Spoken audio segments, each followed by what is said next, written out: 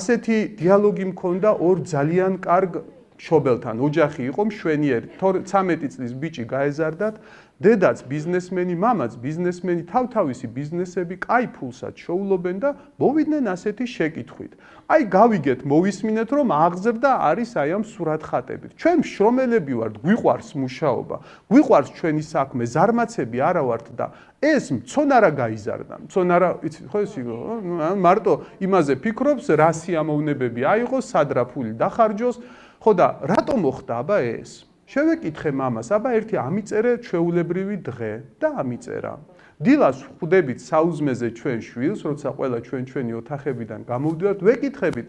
დღეს რა მეცადინეობაა, სად უნდა წახვიდე, რა გაკვეთილები გაქვს. ამის შემდეგ ბიჭი ხედავს, მამა წავიდა მაგარი მანქანით ერთ გზაზე, დედა წავიდა მაგარი მანქანით, ამას გამოუარა მძღოლმა მაგარი მანქანით და შემდეგ მშობლებს ხვდება საღამოს, როცა მოყავთ რესტორანში, სადაც ხშირად სამოგზაუროთაც დადიან ხოლმე კარგ კურორტებზე და ძვირფას რესტორნებში ატარებენ დროს. ამას ყვება მამა და უცებ გაჩერდა თავის ცოლს უყურებს, მაიცა დედა, აბა როდის გუნახა ჩვენ რო ვმუშაობთ.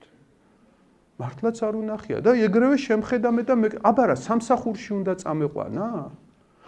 რატომაც არა? რატომ არ გაიხადოს მამამ 12 წლის ბავშვი, კი არა და 8 წლის ბავშვით შეიძლება გაიხადოს, 7 წლის ბავშვით შეიძლება გაიხადო პარტნიორი შენ საქმიანობაში. რჩევები შეეკითხო, მოუყვეთო, რა ხდება შენ საქმეში, ის კი არა რომ თავს მოახვიოთ პრობლემები, არამედ უბრალოდ გავუზიაროთ ჩვენი საქმიანობა, აუხსნათ.